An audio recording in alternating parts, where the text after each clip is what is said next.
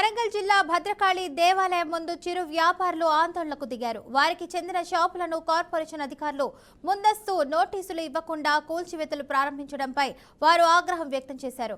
అన్ని అనుమతులు ఉన్నప్పటికీ ప్రతిపక్ష పార్టీ నేతకు చెందిన షాప్ అన్న కారణంతోనే కూల్చివేశారని బీఆర్ఎస్ డివిజన్ అధ్యక్షుడు సదంత్ ఆరోపించారు. ఇక మేడారం జాతర సందర్భంగా తెలంగాణతో పాటు ఇతర రాష్ట్రాల నుంచి భారీగా భక్తులు వస్తారని భావించి దాదాపు 10 లక్షల రూపాయల విలువైన వస్తువులు తెచ్చామని వాపోయారు.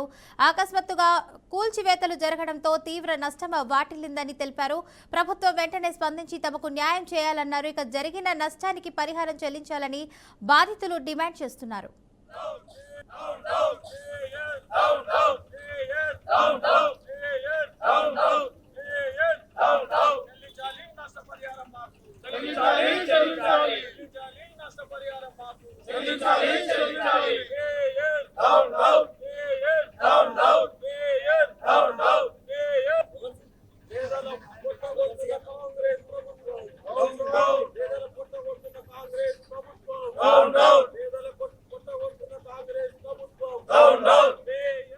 పొద్దున్నే లేచి యథావిధిగా మేము ఛాయ్ షాప్ కాడికి వచ్చినాం.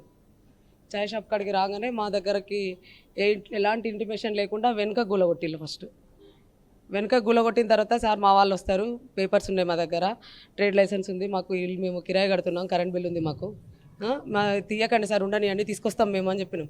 లేదు మీరు పక్కా జరుగుండ్రు అని చెప్పి కూలగొట్టిల్లు. మేము ఇప్పుడు సమ్మక్క జాతర అని చెప్పి మేము అన్నీ 10 లక్షల దాకా సామాన్ అవి ఇవన్నీ తీసుకొచ్చుకొని పెట్టుకున్నాం. అన్నీ నష్టం అయిపోయినాయి సార్ మాకు. ఇదైతే రాజకీయ కక్ష అని నేను అనుకుంటానా. మా ఆయన టీఆర్ఎస్ పార్టీలో తిరుగుతాడు. ఆయనను ఉద్దేశించే మాకు నగర మేయర్ గుండు సుధారాని మాకు ఇప్పుడు కాదు, గత 10 సంవత్సరాల కాడ నుంచి మమ్మల్ని ఇబ్బంది పెట్టడమే జరుగుతుంది. ఆమె ఇప్పుడు కొత్తగా మాకు ఎమ్మెల్యే కూడా అట్లనే చేస్తాడు. పశ్చిమ ఎమ్మెల్యే మాకు నాయన రాజేందర్ రెడ్డి గారు కూడా అన్యాయమే చేసిండని నేను చెప్తున్నా. ఇది ప్రైవేట్ ల్యాండ్, దీనికి ల్యాండ్కు పేపర్స్ ఉన్నాయని సార్ వాళ్ళు మాకు యజమానులు అంటున్నారు. మేము నెల కిరాయి కడుతున్నాము, ప్రతిదీ మేము అన్నిటికీ ఫేర్ ఉన్నాము.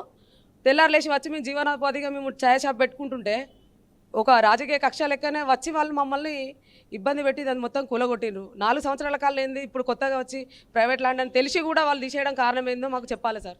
పొద్దున్న ఈరోజు భద్రకాళి గుడి ముందు మాకున్నటువంటి టీ షాపును ఎలాంటి సమాచారం లేకుండా ఈ కక్షపూరితంగా ఇది కూలగొట్టడం జరిగింది.